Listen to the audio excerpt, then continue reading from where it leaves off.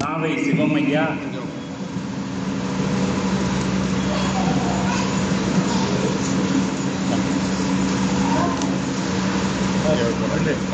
தொடமையா சரிங்க அதை எடுத்துக்கிட்டு இங்கே அதுக்கிட்ட கீழே போயிட்டு முதல் மாலை மாற்றம் ஐயா டாக்டர் மாலை மாற்றத்தை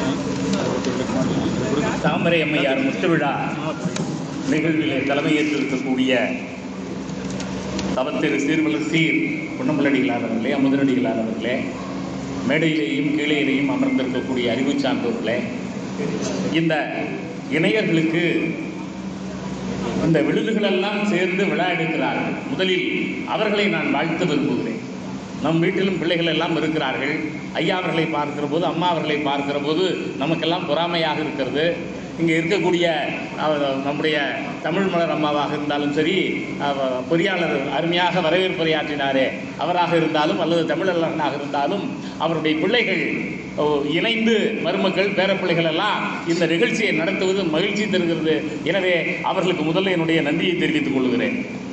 இந்த செந்தமிழ் உணர்வு பூக்கள் என்கிற இந்த நூல் இருக்கிறதே, கிட்டத்தட்ட 162 கவிதைகள் இருக்கின்றன. மிகச்சிறந்த நூலாக அமைந்திருக்கிற இந்த நூலுக்கு நம்முடைய குன்றக்குடி அடிகளார் அவர்கள் முன்னுரை எழுதியிருக்கிறார். 224 பக்கத்தில் அமர்ந்திருக்கக்கூடிய இந்த நூல் தமிழர்கள், இளையோர்கள், பொதுநிலை என்றெல்லாம், தமிழ்நாடு என்றெல்லாம் இனத்தையும் நாட்டையும் மொழியையும் அவர் முன்னிலைப்படுத்தி எழுதியிருக்கக்கூடிய மிகச்சிறந்த கவிதைகள் இந்த நூலில் அமைந்து கிடக்கின்றன. இங்கே ஐயா அவர்கள் திருக்குறளை போல நீங்கள் சுருக்கமாக உரையாற்ற வேண்டும் என்று சொல்லி இருக்கிறார்கள். இந்த 162 கவிதைகளில் ஒரு நல்ல கவிதையை மட்டும் நான் இங்கே மேற்கோள் காட்ட விரும்புகிறேன்.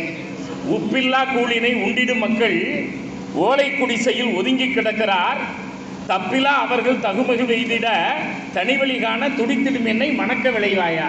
காதலிக்கு இவர் எழுதுகிறார். நான் உன்னை திருமணம் செய்து கொள்ள விரும்புகிறேன். அப்படி திருமணம் செய்து கொண்டால் என்ன நடக்கும்? கூழுக்கு கூட இந்த நாட்டில் கெஞ்சுகிற மக்கள் இருக்கிறார்களே, அவர்களெல்லாம் தகுமகிழ்வி எய்த வேண்டும். அவர்கள் தப்பி பிழைத்தவர்களாக கிடக்கிறார்களே, என்னை நீ மணந்து கொள்வாயா என்று காதலிக்கு எழுதுகிற போது கூட இவருக்கு விளிம்புநிலை மக்களுடைய அந்த சிந்தனை வளர்ச்சி இருக்கிறது என்றால், அவர் திருக்குறளிலேயும் இவர் நுட்பமாக விளிம்புநிலை மக்களுடைய வளர்ச்சியை விரும்புவராக இருக்கிறத பார்க்கிறோம். இவருடைய கவிதைகளில் நிறைய உவமைகள் கொட்டி கிடக்கின்றன. எல்லாவற்றையும் பேசுகிறார். தமிழினுடைய சிறப்பு, தமிழின் குறிப்பாக தூய தமிழ் பேச வேண்டும், மொழி கலப்பில்லாமல் பேச வேண்டும் என்று நிறைய கவிதைகள் அவர் எழுதுகிறது நம்ம பார்க்கிறோம் நண்பர்களே. ஆமாம், வந்தேரி கூட்டமெல்லாம் வகுத்து வைத்த மடமை என்று இந்த சமூகத்தில் மண்டி கிடக்கிற மடமையை சொல்லுகிற போது ஒரு அறச்சீட்டம் இந்த கவிதையில எழுதுகிற நம்ம பார்க்கிறோம். இப்படி இந்த கவிதை நூல் என்பது ரொம்ப நுட்பமா எளிய நடையில அமைந்திருக்கிறதை பார்க்கிறோம். என்னடா வாழ்க்கை இது, அவர் என்னடா திருந்துவது, இந்த சமூகத்தில் மக்களுக்கு விழிப்புணர்ச்சி இருக்காதா என்றெல்லாம் அவர் எழுதுகிற போது எளிய நடையில கவிதையை கொண்டு சேர்க்கிற ஒரு தன்மையை பார்க்கிறோம் நண்பர்களே. இந்த சமஸ்கிருதத்துக்கு பெருந்தொகையை ஒதுக்குகிறது இந்த ஒன்றிய அரசு.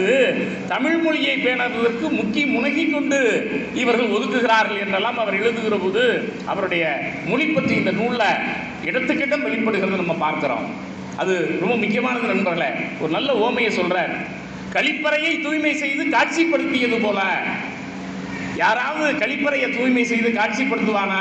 இவர்கள் 1500 கோடி 2000 கோடி ஒதுக்குகிறார்களே, ஒதுக்கி அந்த மொழியை நீங்கள் என்னத்தான் செய்தாலும் அது கழிப்பறையை தூய்மை செய்து காட்சிப்படுத்துவது போல என சொல்லுகிற போது இவருக்குள் இப்படி ஒரு அணுகுண்டு எண்ணம் இருக்கிறதா என்றெல்லாம் நாம் நினைக்க தோன்றுகிறது நண்பர்களே. அந்த வகையில் ஐயா அவர்கள் வேற்றுமொழி கலப்பாளர்களை பிடிமொழி பேசுபவர்கள் என்றெல்லாம் குறிப்பிடுகிறார். மொத்தத்தில் இந்த நூல் நமக்கு உணர்வூட்டுகிற நூல். ஒரே ஒரு கவிதையை மட்டும் சொல்லி முடித்து விடுகிறேன் ஐயா. காதலியை இவர் வர்ணிக்கிறார் நண்பர்களே. நானும் அவளும் பக்கத்தில் தாமரை அம்மையாக இருக்கிறார்கள். அவருக்கு எழுதிய கவிதைதான் என்று நான் நினைக்கிறேன். ஏன்னா இது ஒரு முத்து விழா. வெண்டாமரை பூ வேற ஒரு கவிதை இருக்கிறது. பூவென்றால் தாமரையே என்று அம்மா அந்த காலத்தில் ரொம்ப சுவைத்து எழுதியிருக்கிறார்.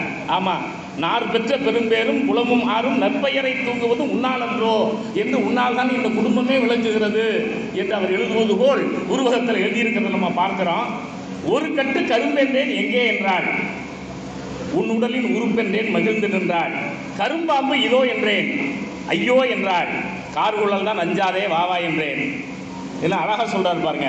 கரும்பாம்பு இதோ என்றேன் ஐயோ என்றால், கார்குழல் தான் அஞ்சாதே வாவா என்றேன். இப்படி இந்த கவிதை சொல்லுகிறது நண்பர்களே.